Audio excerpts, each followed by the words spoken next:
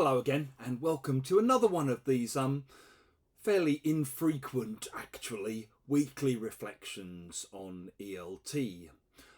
I'm guessing most of you will be aware of the fact that there's a kind of anti-coursebook movement within English language teaching. I guess a lot of it ended up centering around Scott Thornberry and his idea of Dogme, or as he sometimes called it, teaching unplugged. But you also find it within adherents of task-based learning, for example. And, as a coursebook writer, I should begin by laying my cards on the table and saying I have a vested interest in this conversation. But as a teacher, I also think that a lot of the critiques that are made of coursebooks are basically just unjust and invalid, unjust and invalid. One of the common complaints that you hear made about the use of coursebooks in English language classrooms is that they impose a kind of uniformity on classrooms.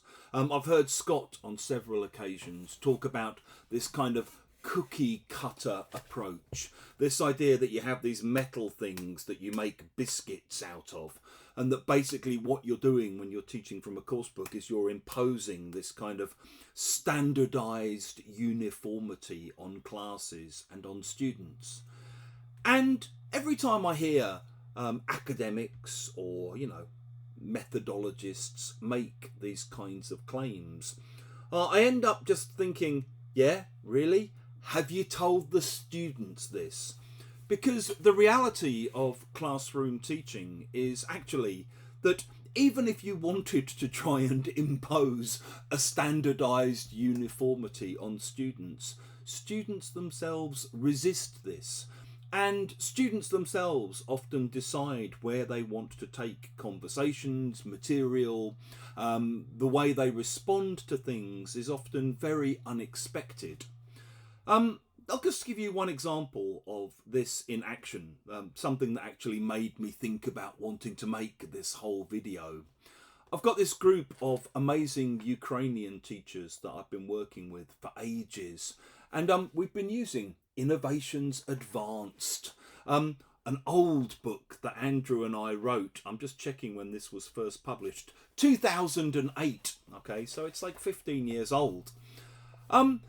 We've been working our way through it, and today we got to the end of Unit 24, the final unit. Quite a satisfying feeling. And it's basically about kind of celebrities and scandals. And right at the end, there's this exercise called It's a Scandal. Students have to fill in the gaps, and we talked about the language. So it's things like his wife has chucked him out because she found out he'd been having an affair with the nanny. The marriage was a sham to cover up the fact he's gay. There was some expose in the paper about him sleeping with cool girls.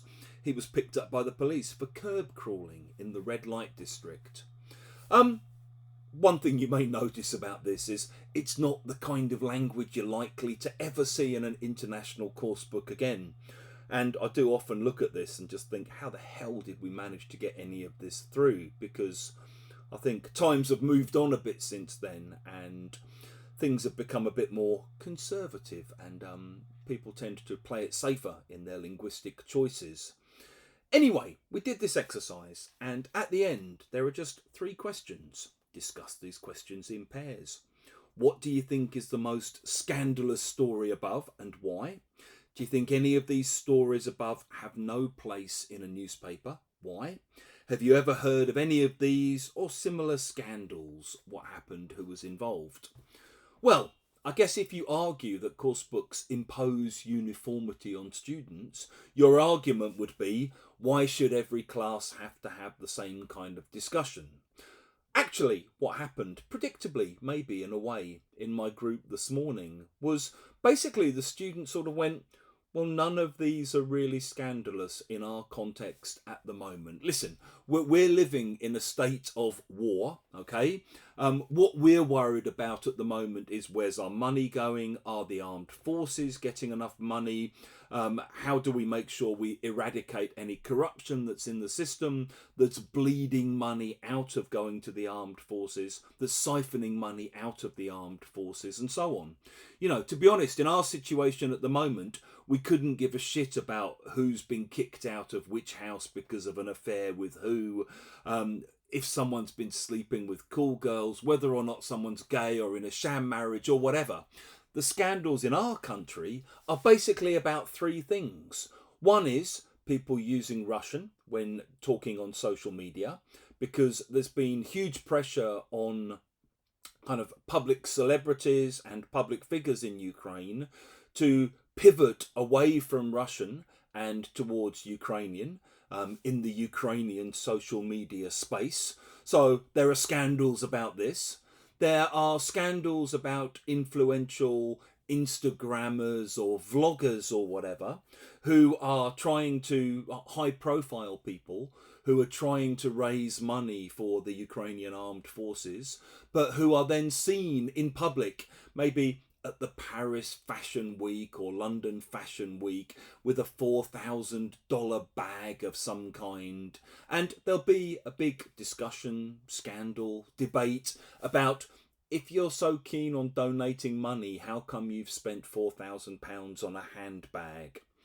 And the other scandals in the Ukrainian space at the moment are to do with politicians or public figures who are swanning off around the world and posting pictures of their wonderful wedding parties in Bali or their holidays in Thailand or Dubai or whatever, whilst plenty of other people have friends and family members and schoolmates in the trenches, on the front lines, fighting to defend the country.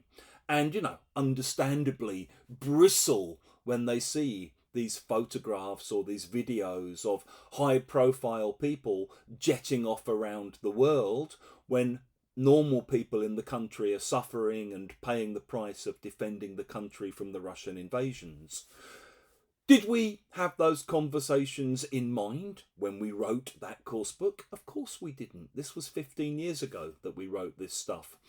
Would these conversations emerge if I was doing this lesson with another group of students from a different country, or with a different kind of makeup inside the group of students?